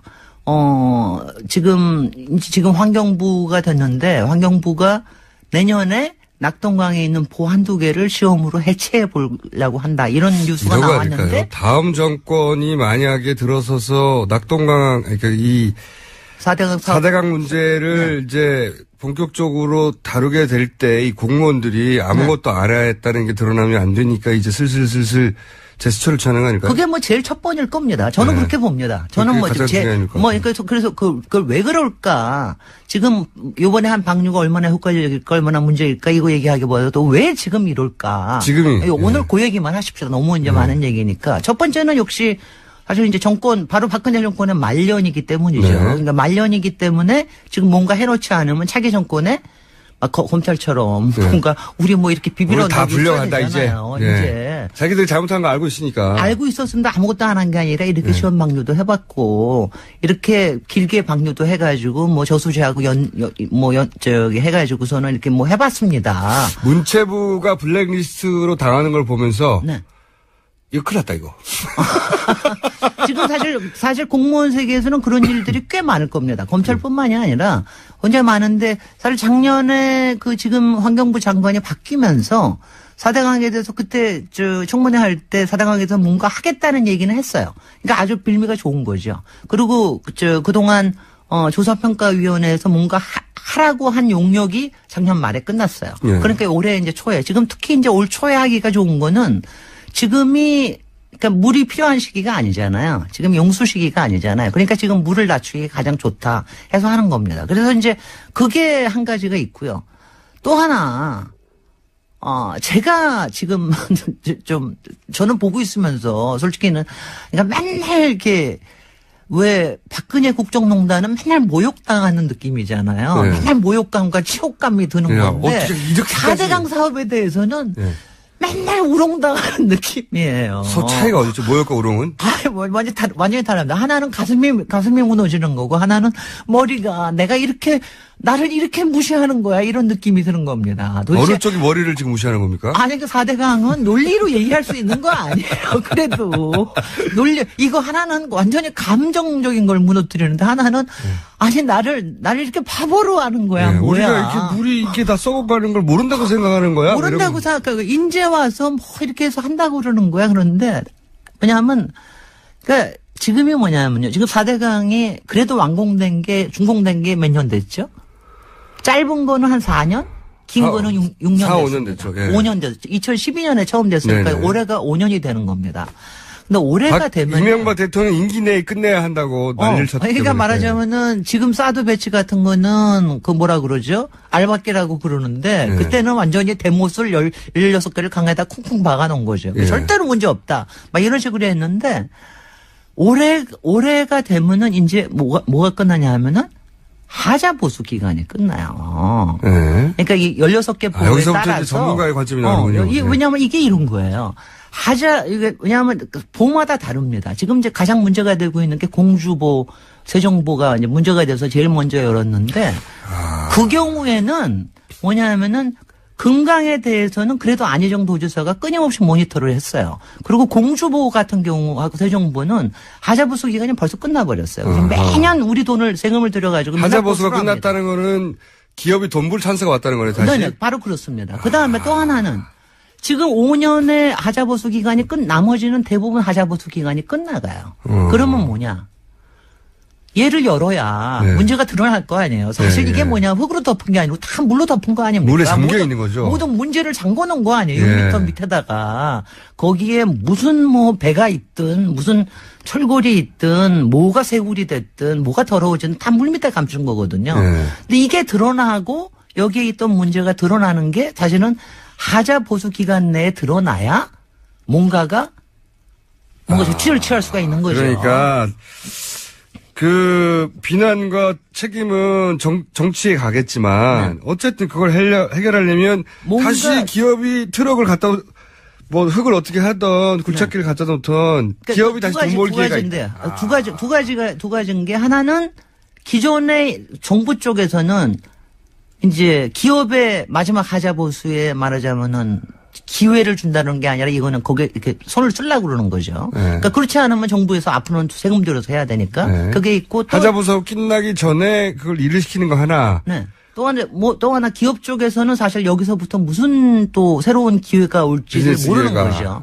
또 특히 새로운 비즈니스 기회 같으면 이게 사실 이게 제가 평소에 얘기를 못해서 그렇지 할 얘기는 너무너무 많아요. 그러니까 해줘보세요. 네, 그러니까 얼마 전에 부산에서 바다에서 바닷물에 채취하는 거 연장하느라고 국토부에서 굉장히 난리친 일이 있습니다. 근데 그게 뭐냐면은 모래가 없으니까 바다에서 계속 모래를 채취를 하는데 그걸 1년 연장을 한 거예요. 근데 왜 이렇게 모래를 그대로 왜 이렇게 해야 되느냐. 지금 여주에는 약 350만 제곱미터 세제곱미터죠. 평방미터라는 거 하는 게 그렇게 쌓여져 있거든요. 모래가 쌓여져 있는데 이런 문제와 더불어서 말하자면 우리의 모래에 대한 자원 관리 문제 이런 것까지 더불어서 그다음에 지금 그 친수구역법이라고 혹시 아시죠? 주변에. 이것 때문에 대전의 갑천 주변에 지금 문제 생긴 거. 근데 문제가 너무 많은데 이거를 솔직히는요, 국민들께 하나하나 얘기 드리기가 너무나 힘이 든 겁니다. 설명도 되고. 근데 지금 이제는 때가 온 겁니다. 1분밖에 안 남았어요. 이제 때가 왔고 지금은 그러니까 이게 왜 지금 이런 일을 하느냐. 무슨 짓을 하려고 하나는 공무원이 면책 받으려는 거고 하나는 돈 때문일 수 있다. 네. 그러니까 이거를요. 무슨 짓을 하려고 하는지에 대한 그 밑에 숨어 있는 걸 보셔야 됩니다. 공무원들 절대로 믿지 못합니다. 아니 지금 잘못한 공무원들은 믿을 수 없다고 하셔야죠. 네. 그리고 그 다음에 잘못 안 하는 공무원 절대적으로 4대강이나 특히 MB까지 지금 나서는데 이거에 대해서는 책임을 정확하게 물어야 돼요. 자, 그럼 첫 번째는 잘못한 공무원들이 면책을 받으려고 하는 행동일 수 있고, 두 번째는 그와 연결된 돈들이 있을 수 있다. 예. 여기까지 오늘 얘기하겠습니다. 지금까지 박사님입니다. 우리나라에 한 분밖에 없는 MIT 도시계획 박사님, 김재일 박사님이었고요. 감사합니다. 감사합니다. 저는 김어준이었습니다. 내일 다시 뵙겠습니다. 내일은 굉장히 중요한 날이죠. 안녕.